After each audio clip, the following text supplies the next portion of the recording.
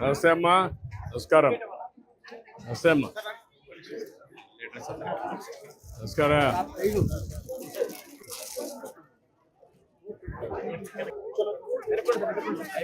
నమస్కారం అమ్మా. నమస్తే అమ్మా.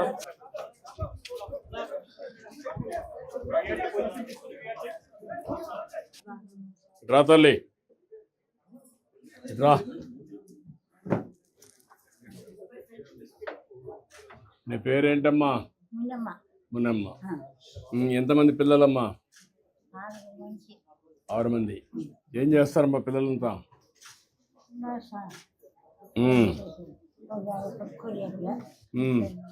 ఈ ఇంట్లో ఎవరుంటారు? నువ్వు ఒకటే ఉంటావా? ఎవరు పిల్లలు ఎన్ని చల్లేరా? ఎవరు కొడుకు? ఎవరు? రా.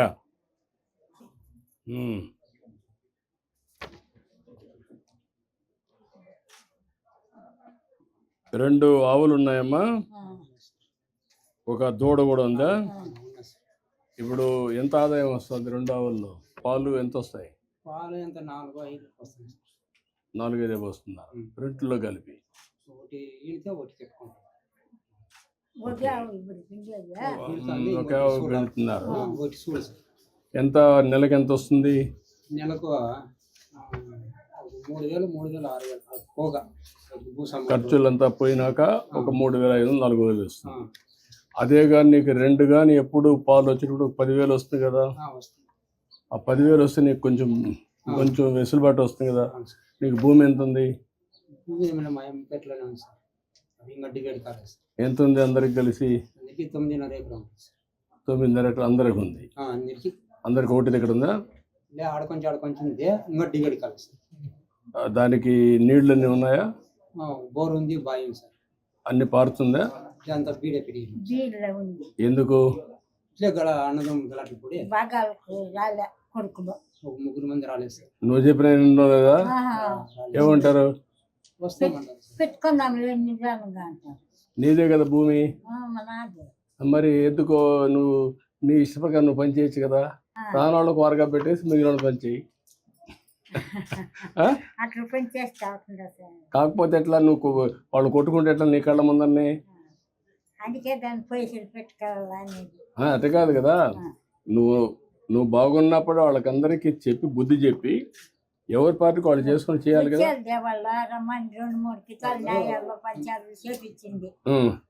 ఇప్పుడు ముగ్గురేమో ఉండారు. ముగ్గురు అక్కడ చెన్నైలో ఉండారు. వాళ్ళు రారు. వాళ్ళు డబ్బులు సంపాదించుకుంటారు కాబట్టి అక్కడ ఉండిపోయారు. వాళ్ళకు కొంచెం వెసులుబాటు ఉంది. అంటే నీకు డబ్బులు పంపిస్తున్నారా వాళ్ళు? పంపరా? నువ్వు పెద్ద కొడుకు, నువ్వు ఇష్టం నాకు. నేను ఇచ్చిన డబ్బులే కదా. 4,000 ఇస్తున్నావు. ఆ 4,000 నువ్వు జీవనోపాధికి కలుపుతున్నావు. కొడుకుల కంటే వాళ్ళందరూ పెంచింది నువ్వు దానికే కదా, నిన్ను చూసుకోవడానికే కదా. వస్తారా అప్పుడప్పుడు నేను చూడడానికైనా? చూడడానికి కూడా రాదా? చూడడానికి వచ్చేలా మాట్లాడరా? మరి నువ్వు పంచిపోతే ఎట్లయితే? నువ్వు పంచేస్తే ఏమవుతుంది? నేను చట్ట ప్రకారం నువ్వు పంచితే మిగిలిన వాళ్ళకి వాళ్ళందరిని రమ్మని నేను మా పార్టీ వాళ్ళకి కూడా చెప్తాను. ఒకసారి రమ్మంటాం, అందరినీ కలిసి కూర్చుని పెట్టి మాట్లాడి సెటిల్ చేయమంటాం. వినకపోతే నీ ఇష్టం వచ్చేట్టు నువ్వు రాస్తావు, వీళ్ళు రాస్తావు, దాని ప్రకారం చేస్తాం. ఎందుకంటే నీకు మమకారం ఉంది పిల్లలు కాబట్టి కనిపించావు కదా. కానీ వాళ్ళు పెద్ద అయిన తర్వాత వాళ్ళు ఇష్టారాజ్యంగా పోయినప్పుడు ఇప్పుడు మళ్ళా పిలిపించి చెప్పాల్సిన బాధ్యత నీకుంది. మేము కూడా చేస్తాం. లేకపోతే రేపు నువ్వు ఏదైనా ఇదైతే మనం శాశ్వతం కాదు కదా. ఎప్పటికైనా ఒకసారి మనం అందరం కూడా, నేను కానీ నువ్వు కానీ అందరికి ఇది అవుతుంది. మనం ఉన్నప్పుడే మంచి జరగాలి కదా. కాకపోతే నేను చెప్పా కదా ఒక మార్గం. వాళ్ళు రమ్మంటాను, నేను మా వాళ్ళకు కూడా చెప్తా, నీ కొంతమంది కూర్చొని పెడతారు. కానప్పుడు ఏం చేయాలో చేద్దాం. వాళ్ళు రాకపోతే గొడవలు ఉండకూడదు. అన్నదమ్ముల పైన గొడవలు పెట్టుకుంటే బాధ వేస్తుంది. వీళ్ళు కోర్టుకు పోవడం అంటే సమస్యలు ఉంటాయి. దాన్ని ఎట్లా చేయాలో చేద్దాం. నేను కూడా మాట్లాడతాను. ఇప్పుడు మీరు అడిగింది ఒక ఇది ఇల్లు కట్టాలని చెప్పి అన్నావు, ఆ, అంతే కదా? ఆ. ఇల్లు ఒకటి కట్టించాలని. ఆ. ఇంకా ఒక 2 ఆవులు పట్టుకుంటే నీకు బెటర్గా ఉంటుంది. అప్పుడు ఒక 2 పావులు వస్తూ ఉంటాయి, 2 మళ్ళీ ఇది అవుతుంది. నేను కూడా మా వాళ్ళు చెప్తాను, వర్కౌట్ చేయాలి. ఏంటమ్మా, ఏంటి చెప్పమ్మా, ఇంట్రమ్మా. ఏం కొంచెం ఎన్నేళ్ళు నీకు? 49 సార్. 49 సంవత్సరాలు ఇవ్వలేం కదమ్మా. ఎందుకు నీకు ఆరోగ్యం చెడిపోయిందా? 10 ఏళ్ళు ఇంకా సార్. ఎందుకు? ఏమన్నా బతుకు చేస్తే జ్వరం, నైట్ జ్వరం వచ్చేస్తుంది సార్. బతుకు చేయకుండా ఆవులు మేపుకుంటే జ్వరం వచ్చేలా బాగుంటుంది సార్. ఆవులు మేపుకుంటారా?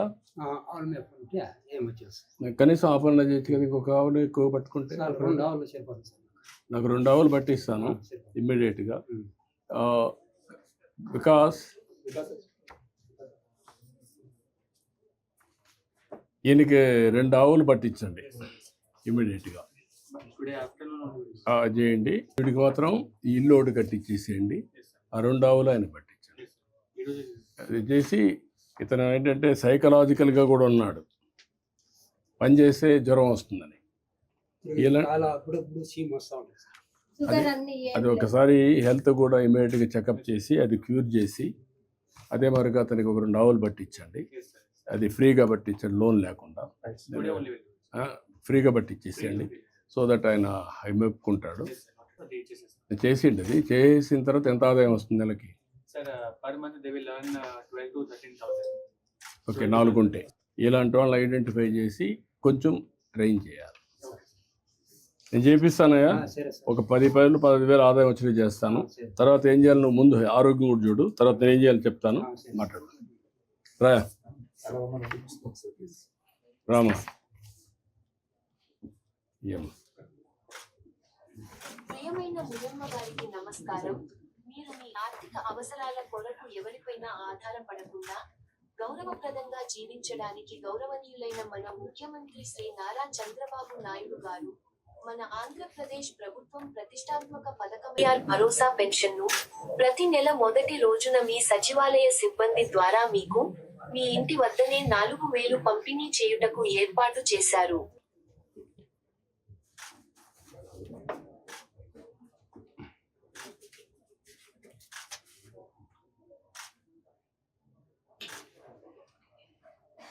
వచ్చి ఇంటికాడ ఇస్తుందా? ఏమైనా డబ్బులు అడగడం కానీ లేదు, లేదు. అన్నీ లేవా? ఆ, దురుసుగా మాట్లాడడం కానీ ఆ, నెల వచ్చా ఉమ్. ఇంకేమైనా ఇచ్చేస్తా. మర్యాదగా ఇస్తుందా? ఆ, ఓకే, రామ్మ ఇట్లా అడ్డాడు.